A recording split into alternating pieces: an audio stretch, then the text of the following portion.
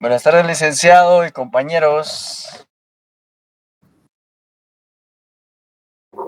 Buenas tardes, compañero. Buenas tardes, licenciado.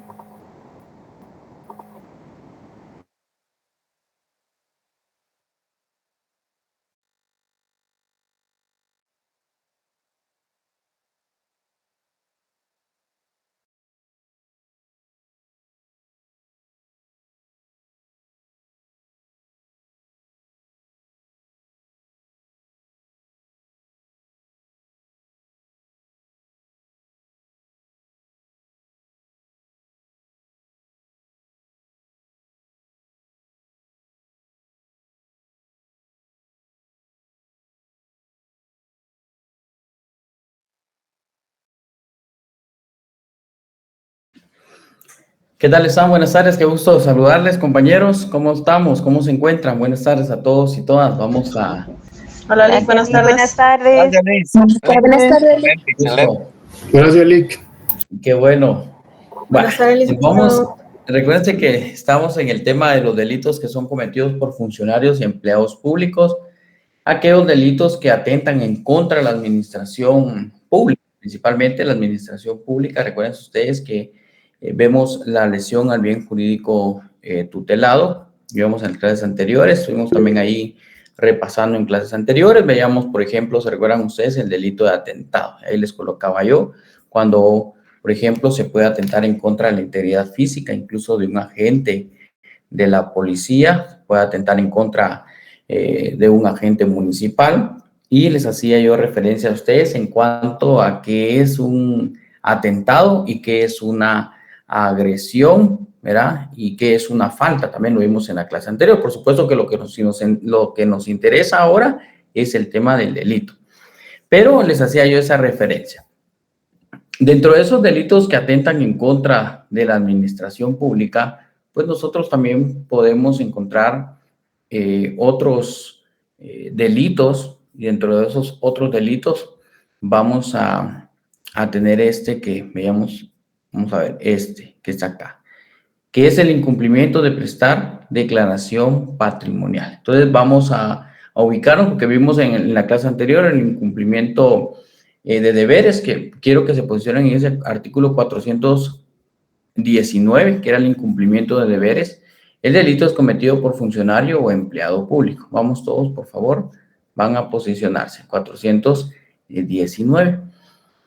Y entonces, solo para ir recordando, porque recuérdense que surge el BIS, pero dice comete delito de incumplimiento de deberes el funcionario o empleado público. Yo aquí les explicaba a ustedes y les decía que el sujeto activo es el funcionario público y el sujeto pasivo es la administración pública, que es la que se ve afectada. Y el tercero que se ve afectado, que puede ser el particular, que es el que recibe el incumplimiento del deber que tenía que realizar acá al funcionario o el empleado público, ¿verdad?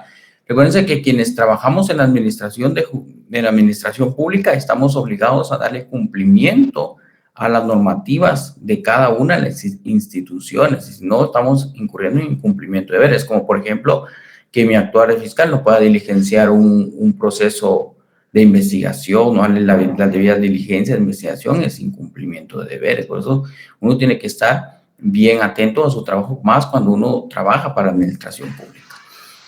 Ahora, este delito no aplica, porque alguien me escribía, Lick, mire, tengo duda en este incumplimiento de deberes, y aplica si es que estoy trabajando en una entidad privada.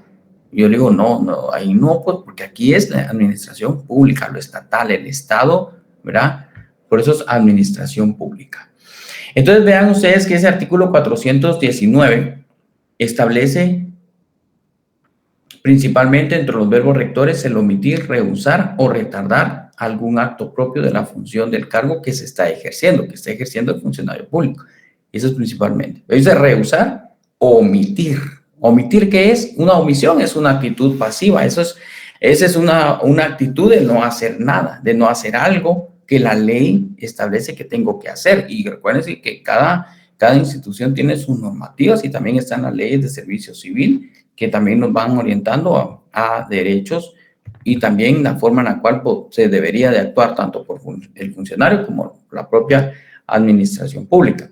Y vean ustedes que aquí pues el acto es sancionado y el responsable es sancionado con una pena de 3 a 6 años de prisión. O sea, si nosotros vemos, hay una pena bastante o marcada o una pena que está establecida.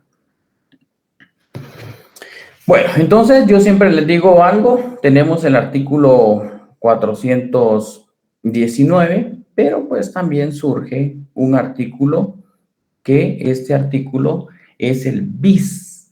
Entonces, de cierto modo, el legislador forma el Código Penal e incluye, ¿verdad?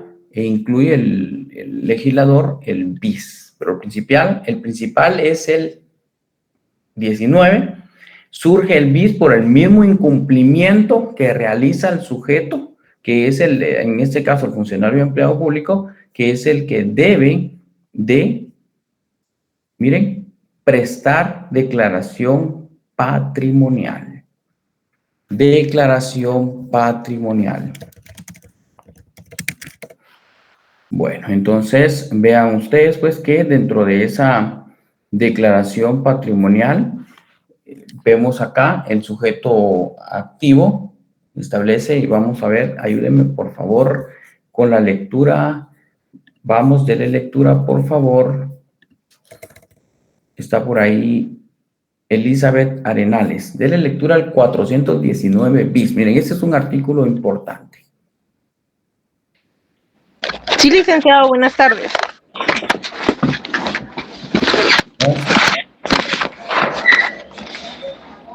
Artículo 419 bis. Incumplimiento del deber de presentar declaración jurada patrimonial. Comete el delito de incumplimiento del deber de presentar declaración jurada patrimonial el funcionario público, empleado público o quien ejerza funciones públicas que estuviere obligado legalmente a presentar o actualizar su declaración jurada patrimonial y omitiere hacerlo transcurrido 60 días, luego de la toma de posesión, o lo hiciere sin cumplir con los requisitos previstos en la ley de la materia. Será sancionado con multa, la cual corresponderá a la multiplicación del salario o sueldo mensual del responsable por los meses de atraso en la entrega de la declaratoria.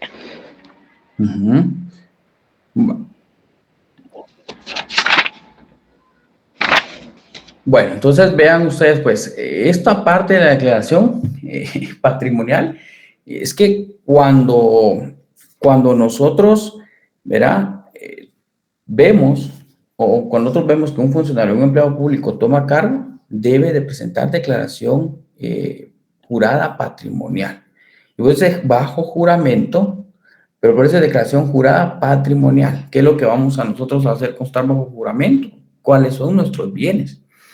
Algunos de ustedes que laboren en la administración pública, pues, y gane más de 8,000 quetzales, tiene que presentar su declaración patrimonial en el momento que toma cargo. Si incumple, hay sanciones. Y está el artículo 419, porque vean que claramente se comete el delito de incumplimiento de deberes, quien dice de prestar declaración jurada patrimonial el funcionario empleado público, quien ejerza funciones públicas que estuviera obligado legalmente a prestar. Y ojo con esto. Aquí hay un plazo, ¿verdad? Aquí hay un plazo. Ojo con esto, Elizabeth. Hay un plazo porque dice que estuviera obligado legalmente a prestar o actualizar. Escuchen, una cosa es presentar y otra cosa es actualizar. Ahorita vamos a ir viendo esa parte. Dice, su declaración jurada patrimonial omitiera hacerlo transcurridos 60 días luego de la toma de posesión. Aquí vamos con algo importante. Ese es plazo y eso va con color naranja. Miren cómo se configura el delito. 60 días luego de la toma de posesión. Son 60 días. Por favor, marquen. 60 días. Quiero verle. Aquí está. Vamos al 60 días. Miren, eso es interesante.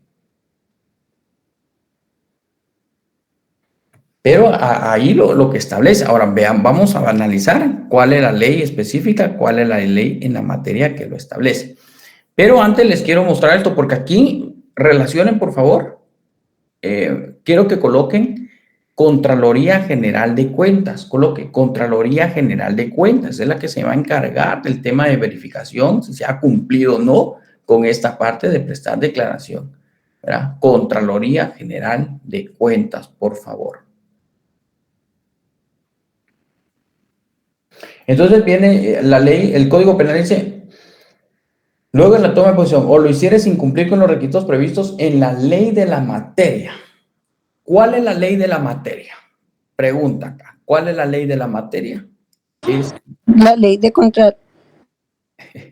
La ley orgánica de la Contraloría General de Cuentas. No es ley no es ley de la Contraloría, pero no es. La ley de Contraloría regula la institución, pero el tema de la probidad es, ya se lo dije, la ley de probidad.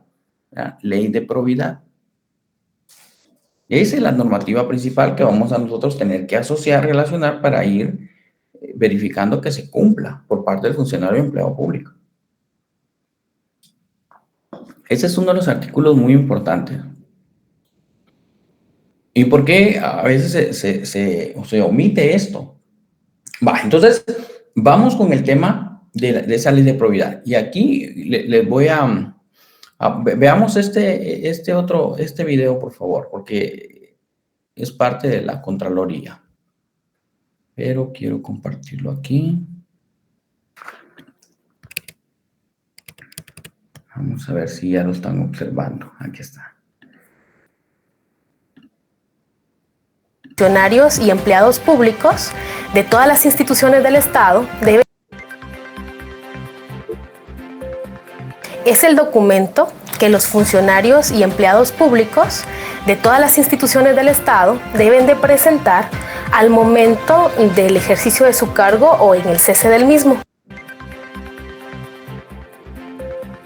Es el documento que los funcionarios y empleados públicos de todas las instituciones del Estado deben de presentar al momento del ejercicio de su cargo o en el cese del mismo. ¿Quiénes están afectos a la presentación de la declaración jurada patrimonial?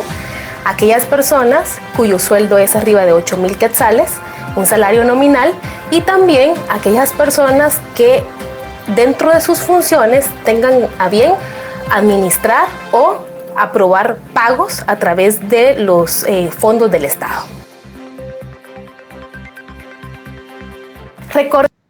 Bueno, algo interesante. ¿Quiénes deben entonces presentar declaración jurada patrimonial, compañeros? Todos aquellos funcionarios públicos arriba de 8,000 quetzales.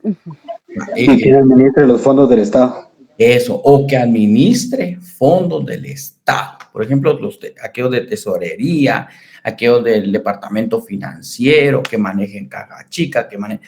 Ojo con eso, pues eso es pregunta de examen. Ahí se recuerdan, pues. Que por cierto, son los 149, ahí faltan 100 personas. Pero miren, aquí el sistema genera quienes se conectan y quienes no se conectan. Pues no vayan a andar pidiendo puntos ahí que no le llego, ni que mire qué revisión de examen. Nada, ¿verdad? Vale, sigamos viendo, pues. Recordemos que la declaración jurada patrimonial es el mecanismo. Recordemos que la declaración jurada patrimonial es el mecanismo por el cual Contraloría General de Cuentas verifica si el funcionario o empleado público tuvo enriquecimiento ilícito al momento de su función en cualquier institución del Estado. Es decir, nosotros tenemos acceso a esa información patrimonial y lo que realiza la Dirección de Probidad y Contraloría General de Cuentas son auditorías al patrimonio de las personas. ¿Qué significa? Usted presenta su patrimonio al inicio de su ejercicio en la función y al momento del cese, nosotros, de acuerdo al artículo 24 de la Ley de Probidad, hacemos una comprobación de la declaración jurada patrimonial. ¿Qué aspectos se han determinado ante esta presentación de la declaración? Por ejemplo, alteración de documentos, falsificación de información patrimonial, que esto repercute de acuerdo al artículo 1 de la Ley de Probidad. En cuanto a la transparencia, al tema de la anticorrupción, recordémonos que este tema de probidad significa verificar que las personas sean probas en el ejercicio de su función. todos los funcionarios afectos tienen que presentar su declaración, y esta declaración es un formulario ya preimpreso por parte de la Contraloría General de Cuentas, en donde tienen que detallar su registro de las funciones que realizan, cuándo empezaron a laborar en la institución, a partir de qué fecha, y lo más importante, declarar sus bienes, todo lo que son sus activos y todo lo que es su patrimonio, con el objetivo de determinar cuáles son los bienes con que cuenta en el ejercicio de la función. Este formulario ya es un formulario que tiene un costo, y además de ello se debe de agregar un anexo en donde se describen todos los rubros de su patrimonio. Por ejemplo, si tiene vehículos, qué tipo de vehículo es, si tiene cuentas bancarias y todo lo relacionado a su patrimonio. A partir del 1 de junio, esta presentación de la declaración jurada patrimonial puede hacerse de manera electrónica. ¿Qué significa? Usted ya no necesita ir a la Contraloría General de Cuentas de Quinta Avenida, que es donde recibimos estas declaraciones, ni a ninguna departamental, a los 21 departamentos de Guatemala, sino que usted, a través del sistema de Contraloría General de Cuentas, usted va a poder adquirir un formulario electrónico y de manera electrónica va a poder realizar ese registro. ¿Qué significa? Usted ya no va a tener que llenar un anexo, sino que el anexo ya está implícito en esta herramienta. Usted va a poder detallar allí todos los bienes, todas las deudas que usted tenga, y automáticamente presentarlo a través de plataforma de Contraloría.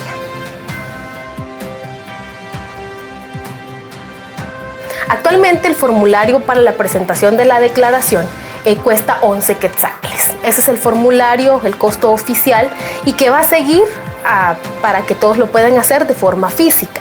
Ahora, la persona que opte por realizarlo de forma electrónica va a tener un costo de 20 quetzales. ¿Por qué el cambio? En virtud de que necesitamos servidores para poder almacenar la información que el declarante lo va a realizar, en virtud que toda la información que suministra, de acuerdo al artículo 21 de la Ley de Probidad, debe de quedar resguardada en Contraloría General de Cuentas. En este sentido, toda esta información que va a generar el declarante va a quedar resguardada criptológicamente en las bases de datos de Contraloría General de Cuentas. Recordemos que existen tiempos para la presentación de la declaración jurada patrimonial. ¿Qué significa? Cuando usted empieza a trabajar en alguna institución, tiene 30 días hábiles para hacer la presentación de la declaración jurada patrimonial. ¿Qué pasa entonces con la utilización de la forma electrónica o la declaración jurada patrimonial en línea, como le decimos coloquialmente? Usted empezó a trabajar a partir del 1 de junio, quiere decir que usted va a tener 30 días hábiles para poder presentar su declaración jurada patrimonial. A partir del 1 de junio, todas las personas que empezaron sus labores lo pueden realizar. Las personas que ya realizaron su presentación de forma física, quedan sus registros de forma física, únicamente para aquellas personas que aún tengan el tiempo para la presentación. Incluso las personas que empezaron a trabajar en el mes de abril, por ejemplo, que todavía no se ha vencido el plazo de la presentación, van a poder hacerlo de la forma electrónica.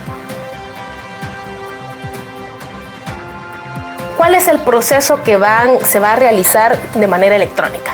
En primer lugar, usted tiene que tener un usuario y contraseña de Contraloría General de Cuentas. Es decir, como funcionario y empleado,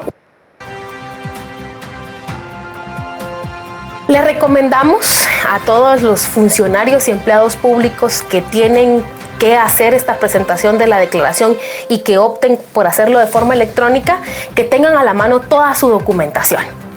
Es decir, si es su primera presentación de declaración, tienen que tener a la mano su nombramiento o su contrato en donde indique la fecha en que empezaron a trabajar, el salario que van a tener y también las funciones que van a ejercer en virtud de estar afectos por funciones. Entonces les solicitamos que tengan a la mano esos documentos escaneados en formato PDF, en virtud que como esta presentación es electrónica, va a existir un apartado dentro del formulario para poder anexar esos formularios. Además, que tengan a la mano todo el detalle de sus cuentas, el número de cuenta bancaria, de qué banco, el saldo que tienen a la fecha de la presentación, lo mismo para cada uno de los rubros, vehículos, inmuebles, semovientes. En el caso de pasivos, si tienen cuentas, si tienen algunos créditos, si tienen tarjetas de crédito, tener a la mano toda la información necesaria al momento de estar suministrando la información en el formulario ya preestablecido.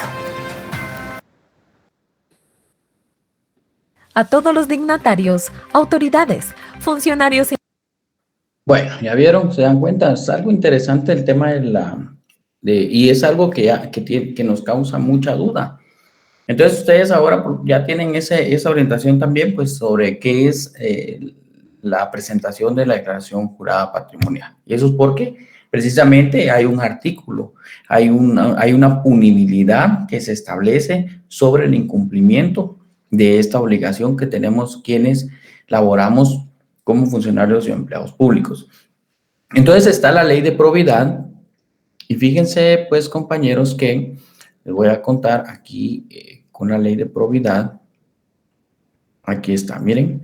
Esto es parte de lo que yo les digo. Y ustedes, por favor, cuando tengan tiempo, no se queden solo con el Código Penal. Hay más leyes especiales que complementan. Por ejemplo, aquí está la ley de probidad, responsabilidades y funcionarios y empleados públicos. Y dentro de esto, pues, se hace referencia, pero miren, aquí hay algo, porque de repente no lo pueden preguntar, ¿verdad?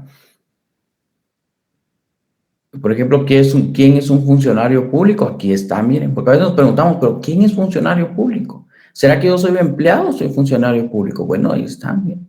Y ahí les dice claramente, miren, los dignatarios, autoridades, funcionarios, empleados públicos, quiénes están obligados y quiénes son sujetos.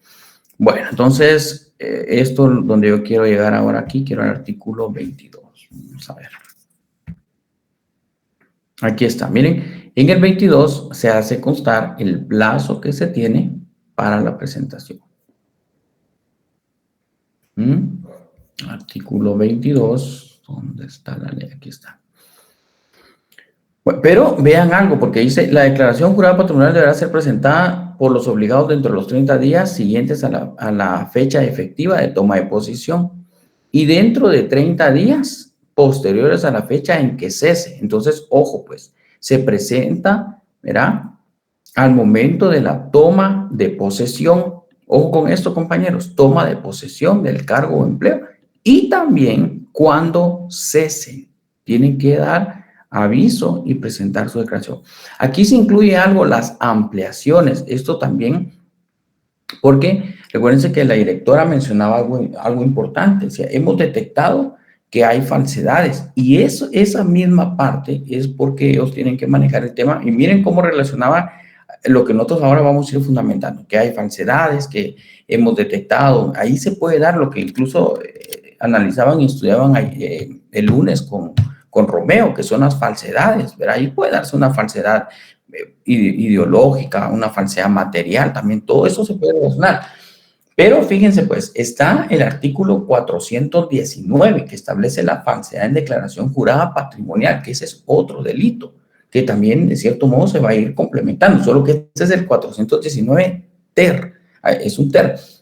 Entonces dice, comete el delito de falsedad de declaración jurada patrimonial, nuevamente el funcionario o empleado público, o quien ejerza funciones públicas que durante el ejercicio de su cargo incurra en falsedades, escuche, al realizar las declaraciones juradas de bienes ante la Contraloría. Entonces, ahí pues la directora mencionaba algo, pero lo que nosotros ahora entendemos acá es que si hay una omisión, claro, ya dijo, estamos detectando, pero ahora vemos nosotros que también está dentro de este artículo 419, está la punibilidad. Dice, la acción penal, que este título es independiente de los procesos por cuenta establecidos en la legislación ordinaria vigente. Es decir, allá la responsabilidad del funcionario, pues, pero aquí también está lo penal. Dice, el responsable de este delito será sancionado con prisión de 2 a 6 años, multa de 25,000 a 200,000 quetzales e inhabilitación especial. Ya no podrá ejercer. Hay que tener mucho cuidado acá. Entonces, vean ustedes, pues, que esta parte la vamos a complementar con otro artículo de lo que veíamos en el video, que principalmente era para que pudiera detectarse en algún momento, y ese es el control al que estamos sujetos quienes trabajamos, pero fíjense que el artículo 448 bis, el 448 bis, establece el delito de enriquecimiento ilícito. Por eso estamos bajo un control, no podemos enriquecernos, tenemos que justificarle al Estado, a la Contraloría, estamos sujetos a esa probidad, ¿verdad? Entonces, si yo adquiero bienes, tengo que reportarlos. Por eso son las ampliaciones, ¿ya? Entonces, si dentro del año yo adquirí, por ejemplo, un vehículo, una casa, tengo que presentar mi ampliación para que ellos se enteren de que yo incrementé mi patrimonio. Obviamente mi patrimonio tiene que ir incrementándose conforme mis ingresos, ¿verdad? Pero, y si solo tiene ingresos, bienes y todo, pero ¿qué tal si su salario no le alcanza para lo que está diciendo que obtuvo? Ahí está el artículo 448. Estamos en otro apartado de delitos, pero que se relaciona, que es el enriquecimiento ilícito y que también más adelante lo vamos a ver ya con algunos ejemplos. Ronnie, ¿tienen la palabra? Buenas tardes, me genera una duda. Al momento de que obviamente hay que hacer un reporte de esta situación de un incremento de bienes, al momento, por ejemplo, gano 10,000, por poner un escenario, pero compré una casa que me costó 150,000, pero gracias a eso yo tuve un préstamo, por decirlo de esa manera, de igual forma lo tengo que reportar y lo justifico con mi salario porque voy a estar pagando 4,000 mensuales, por poner un ejemplo. ¿Eso sería válido o no? Sí, tiene que reportarlo. Pero sí sería válida esa acción, aunque supere prácticamente lo de mi salario. No importa, porque si usted compra la casa, yo lo que le entiendo es que lo hace por un crédito hipotecario que va por cuotas. Entonces, obviamente la cuota tiene que ser acorde a su salario. No va a pagar una cuota de 15,000 si usted gana 8,000. No es creíble, pues, ¿verdad? Entiendo. Gracias. Y eso está aquí en el artículo 26, ampliación de declaración jurada patrimonial. Miren, dice las personas que se refiere al artículo 4, que son los que están obligados, pues deberán ampliar. Dice, si en el curso del año adquirieron bienes inmuebles o cualquier otro título, adquirieron bienes su precio mayor a 50,000 quetzales. O contrajeren creencias o deudas, vea eso, Ron, de 50,000, va presente. Pues. Es que me compré un vehículo que cuesta 30,000. ¿Debe ampliar o no debe ampliar? Sí, debe ampliar. No, ¿verdad? en este caso no debe ampliar. No debe. Debería ampliar porque está adquiriendo más bienes. Un material. Es parte de un bien. Pero si adquirieron otros bienes. Hay que declarar. Para mí que sí tienen que declarar nuevamente. Porque escuche. O actualizar datos. Sí tendría que ampliar. Escucha eso, la literal es si en el curso del año adquirieron bienes inmuebles. ¿Qué es un bien inmueble? Una casa, ¿verdad? Por cualquier título o valor. Ahora, si adquirieron otros bienes, una motocicleta que es cara o una motocicleta de 20,000, pues que con eso voy a ir a trabajar. Dice, se adquirieron otros bienes cuyo precio sea mayor a 50,000 quetzales. Pero la motocicleta no vale más de 50,000 quetzales. No se declara. No, ahí está. Entonces no se declara. Sí. ¿Verdad? Entonces, por eso les digo, es bien interesante cuando analizamos los tipos penales y tenemos que ir relacionando, no solo a ver el artículo como una letra muerta, sino que tenemos que ir relacionando y ampliando nosotros también el contenido con otras leyes penales, ¿verdad? Entendiendo desde que es un funcionario. Va, ahí estamos entonces. Y el artículo 448 bis, que les digo, que hace referencia pues a otro tema que es el enriquecimiento ilícito que pueda tener un funcionario o empleado público. Licenciado, bueno. Ilícito se van a desprender muchas cosas más, porque aquella persona que es empleado funcionario público de repente aparece con una casa y todo y no tiene cómo justificarlo, de repente hasta ha cometido acciones ilícitas de corrupción. Después se puede ir a un proceso y ese inmueble puede pasar incluso a extinción de dominio, ¿verdad? Entonces, la extinción de dominio es como el Estado recupera ese patrimonio, ¿verdad?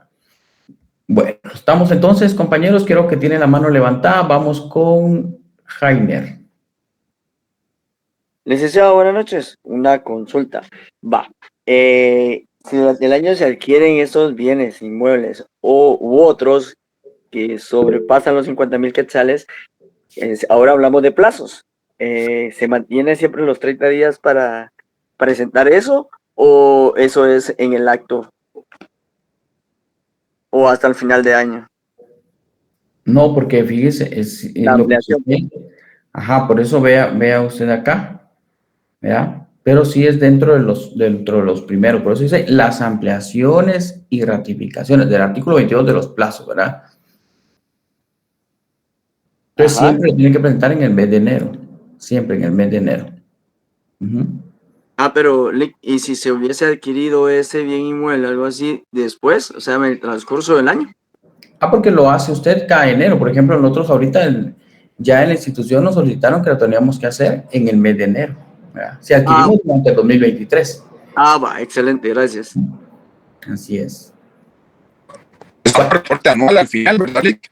Ajá, eso. O sea que digamos que igual siempre se reporta anualmente, independientemente si yo adquirí un carro de 80,000 quetzales en julio, yo tengo que reportarlo en enero.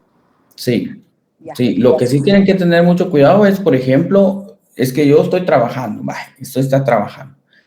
Pero usted está trabajando, por ejemplo, tiene un contrato técnico, pero gana 4,000. Ahora le van a ascender y va a ganar 10,000. Entonces, tiene que presentar su declaración jurada en el momento que toma posesión, ¿verdad? No va a esperar enero el otro año porque ahí ya incurrió en responsabilidades. Es al momento de la toma de posesión, ¿verdad? El cese del anterior y la nueva toma. Y la nueva toma. En agosto, vaya en agosto y tiene que presentar su declaración, ¿verdad? Okay. Porque es dentro de los 30 días de toma de posesión, ¿verdad? Un nuevo contrato. Ok. Digamos, si en enero a mí me dieron una plaza de técnico y luego en agosto me lo cambian a profesional, digamos que en agosto yo tendría que ir a hacer, y ahí puedo hacer la rectificación del carro que adquirí. Ahí puede hacer, no, porque ahí no estaba obligada. ¿Verdad? Ahí está. Desde que ya usted es obligado, ¿quiénes son obligados? Los que ganan más de 8,000.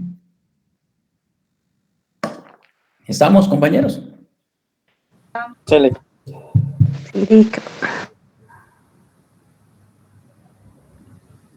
Bueno, pero no estamos en tanta ley de probidad, ¿verdad? Pero es muy importante, la verdad es que esa ley de probidad se estudia en unas 2 horas, aprox.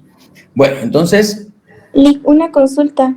Sí, la ley de probidad da un plazo de 30 días, pero la ley del Código Penal da un plazo para que ya incurran un delito de 60 días. 60 días, exacto. Y este plazo que queda después de los 30, como 40 días, ¿hay alguna sanción de parte de la Contraloría? Sanción como tal... De pasarse de los 30 que dice la ley de probidad. Sí, ahorita no recuerdo el fundamento, estaba buscando el fundamento, pero sí tiene sanción. Licenciado. Sí, es un salario. La sanción se encuentra en el artículo 39 de la Ley Orgánica de la Contraloría General de Cuentas. Ya. Tiene ahí a la mano la Ley Orgánica de la Contraloría. Vamos a buscársela aquí. Lick también aparte había entendido yo o hacía la referencia de que le decían en el Código Penal de que eran 60 días y en esta ley de probidad eran 30 días hábiles. Sí, nos vamos a basar en días hábiles. El Código Penal no refiere a hábiles e inhábiles, pero lo tomamos como hábiles. ¿Ya? Ok, gracias.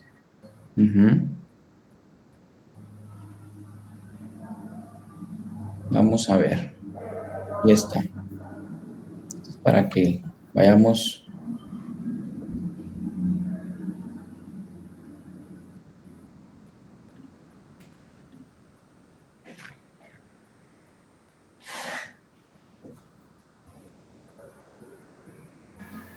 En la parte final sería del 39.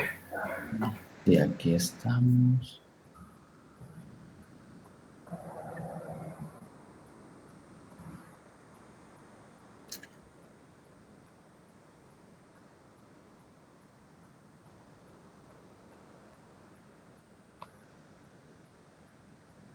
Aquí está, ¿verdad?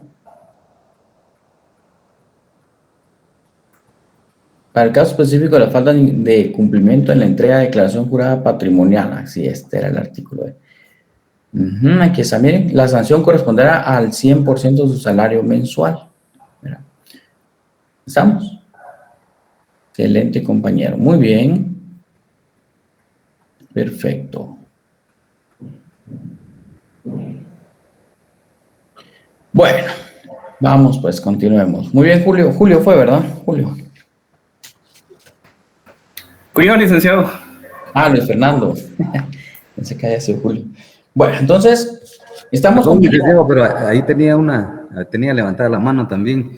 Muy bien. En relación al ingreso de los 8,000 quetzales. Bueno, primero, lo de que si teniendo un puesto de técnico y pasa a profesional, pero si su salario no supera los 8,000 quetzales, en este sentido, no necesariamente tendría que actualizar su estado patrimonial, ¿o sí? No, no lo debería. Por otro lado, el salario de los 8,000 quetzales se considera inclusive los bonos o únicamente el salario que se considera salario como tal, el ingreso salarial prácticamente, porque luego se suman otros rubros que pueden ser bonos o por algún otro concepto, entonces podría superar los 8,000, pero no es el salario que está sujeto a los descuentos correspondientes en la ley.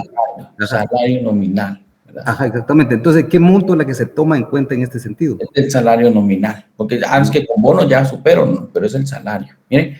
Con el salario base. No. O sea, hablamos de salario reflejado en planilla. Sí. No de honorarios, no de nada extra, ¿verdad? El artículo 20 en el inciso B lo indica. Vea. Muy bien, muchas gracias. El inciso A. Sí, perdón, inciso A. Miren, sueldo mensual, ¿verdad? O sea, inferior de 8,000 quetzales.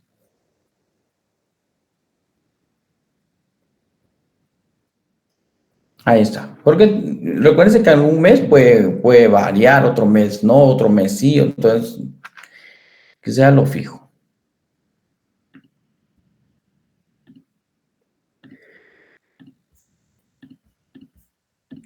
Bueno, entonces relacionados esos tres artículos son interesantes. En ese artículo de la declaración jurada patrimonial, en el 419 y 419 bis y ter, pueden relacionar ustedes también el delito de enriquecimiento ilícito, que es el 448, por favor.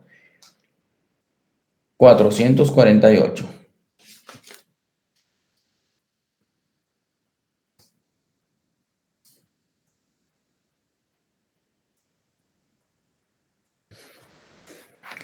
Bueno, vamos compañeros, avancemos en otros artículos. Entonces, fíjense, pues ya vimos las desobediencias, ¿verdad? Tenemos la desobediencia al 420, que es la desobediencia que comete el funcionario o empleado público, que desobedeciere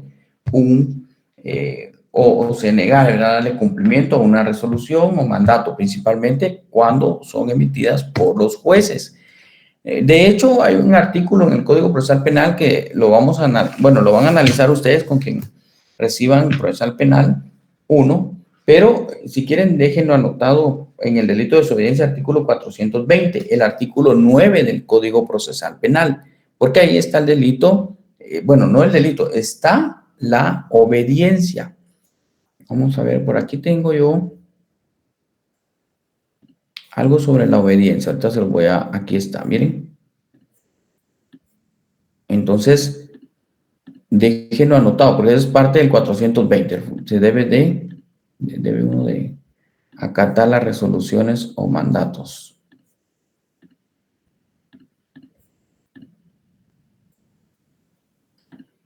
Ahí está.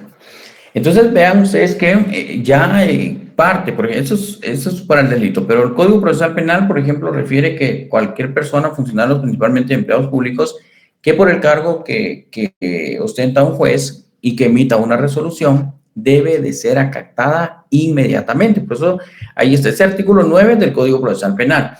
Pero ese segundo párrafo de ese artículo 9 establece que las órdenes, resoluciones y mandatos que emitan los jueces deben de ser acatados inmediatamente. La infracción de este precepto penal será punible conforme al Código Penal. Eso es lo que establece el Código Procesal Penal. Pero es algo que establece. La infracción de este precepto será punible conforme al Código Penal. Entonces, ¿cuál es la punibilidad a que se refiere? Es el artículo 420. Pero, ¿se recuerdan ustedes que está la desobediencia para funcionarios empleados públicos y también la desobediencia para personas particulares? Sin embargo, el artículo 9, que ahora les estoy poniendo en pantalla, hace referencia, pero a los funcionarios y empleados públicos. Entonces, ahí encontramos nosotros la punibilidad. Que, por cierto, ¿se recuerdan ustedes que en la clase anterior les había, no, solo me recuerdan si ya les había presentado esto de la desobediencia en la clase anterior? Creo yo que sí. Entonces, ¿me recuerdan? Sí, y es correcto, incluso que ya había un nuevo juzgado. Sí, muy bien. Perfecto. Muy bien, así me gusta. Que estén aprendiendo. Entonces, ahí están las dos desobediencias. Ya vemos el 420, funcionario y empleado público. Está el juzgado, ¿verdad? Específico. Juzgado pluripersonal de paz penal para conocer delitos de desobediencia. Es el único juzgado especializado. Y la desobediencia se refiere a resoluciones de trabajo y previsión social, porque luego pueden haber otras resoluciones. Y también les colocaba a ustedes resoluciones por aquellas, por ejemplo, cuando una persona, ¿verdad?, incumple las medidas de seguridad, de no acercarse a alguien para no lesionarlo, ¿verdad?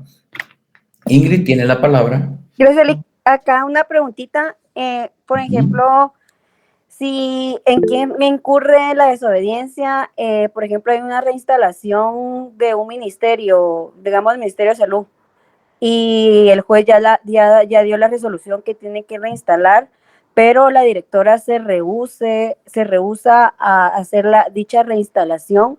Digamos, acá incurre en desobediencia y acá aplicaría esta multa. ¿Le incurre a la directora o al Ministerio de Salud?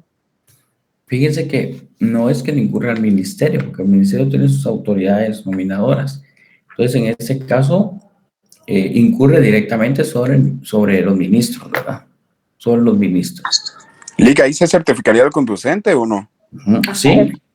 Cuando, pues está bueno, miren, me llegan porque esos son términos procesales, pero cuando se incumple, entonces el juez de trabajo certifica lo conducente. Para quienes no, entonces, ¿qué significa certificar lo conducente? Hace constar el juez de trabajo que ya se ha incumplido y remite esa resolución al Ministerio Público, ¿verdad? Ministerio Público, dependiendo, porque si es funcionario o empleado público, el artículo 420 hace referencia a una pena de prisión de 1 a 3 años.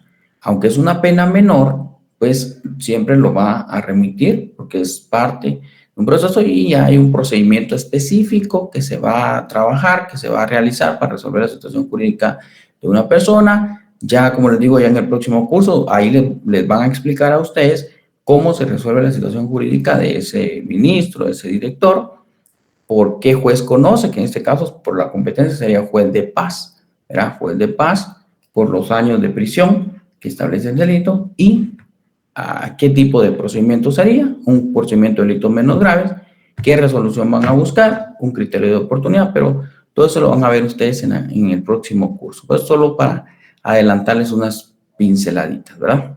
Es como lo que le pasó a Mazariegos, ¿verdad? De que pidieron una reinstalación y simplemente no la hizo. Entonces, ya se certificó lo conducente y incurrió en desobediencia. Y digamos, entonces este juzgado nuevo sirve como de intermediario entre el MP y las autoridades, este juzgado del 5º nivel.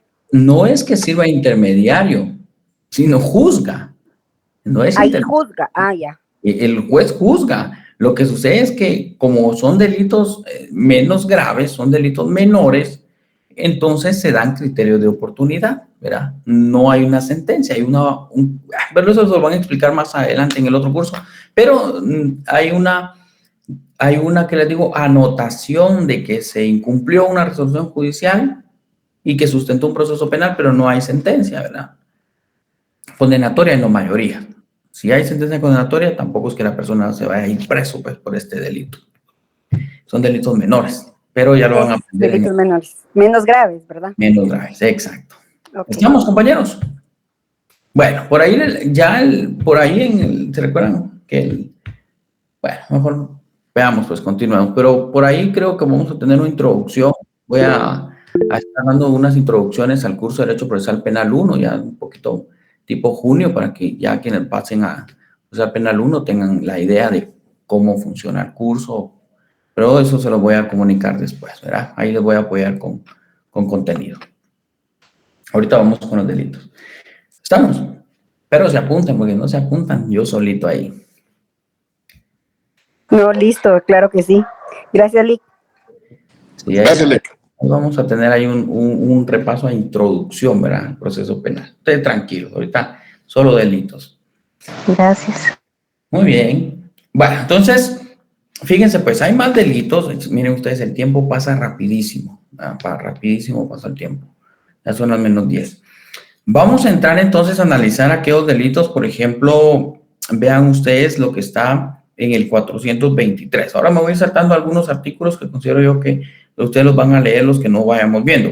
Pero las resoluciones violatorias a la Constitución en el 423 también hace referencia al funcionario y empleado público que dictare resoluciones u órdenes contrarias a las disposiciones expresas en la Constitución.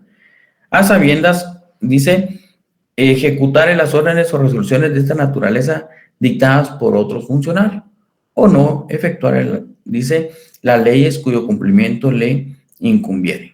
Las resoluciones violatorias a la Constitución no es mucho que se dé este tipo penal. La verdad es que son pocas y en la actualidad sí tenemos nosotros algunos casos que podemos ver, ¿verdad? Entonces voy a tratar de compartirles algunos ejemplos, pero lo que pasa es que por la sensibilidad de quiénes son los a quienes se les está reprochando, tal vez no quisiera mucho entrar, pero sí vemos que y no se ha resuelto la situación jurídica, está en que se presentó una denuncia por violaciones a la Constitución y todo, entonces, pero es cuando se emiten alguna resolución, ¿verdad? Y no tipo judicial, una resolución administrativa, un funcionario empleado público que viole lo que establece la Constitución, que viole un derecho, por ejemplo, establecido en la Constitución, un derecho humano, son resoluciones violatorias a la Constitución.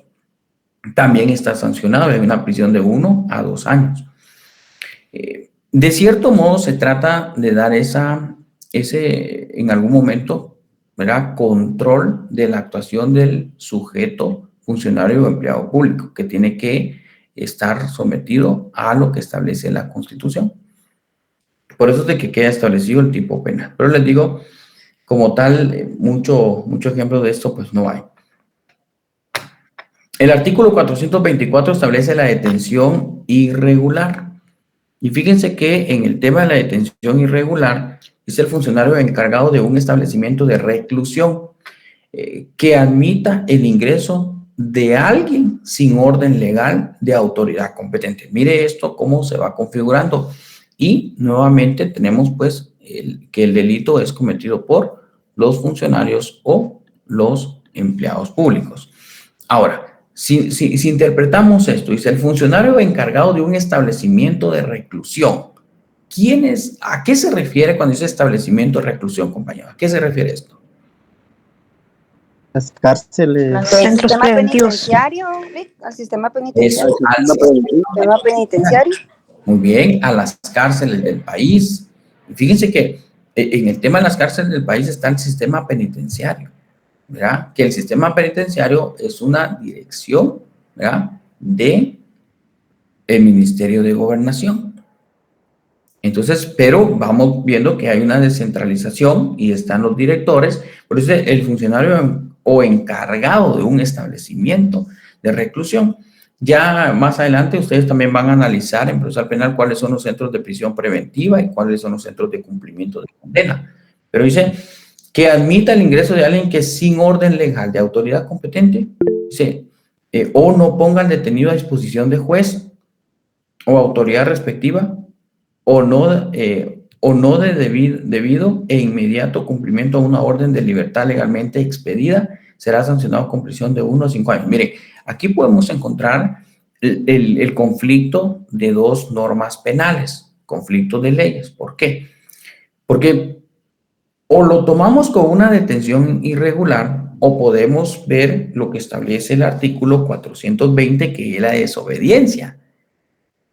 Si el juez emite, miren, cuando estamos en un proceso penal y la persona, por ejemplo, debe salir en libertad porque se le otorgó una medida sustitutiva, el juez que ordenó al inicio el encarcelamiento en la prisión envía un oficio al sistema penitenciario, al director, para que le den ingreso. Por eso es que una persona ingresa. No puede llegar cualquier persona ni cualquier agente de la policía, miren, aquí traigo, ingresen. No. Tiene que tener una autorización judicial para entrar al sistema penitenciario.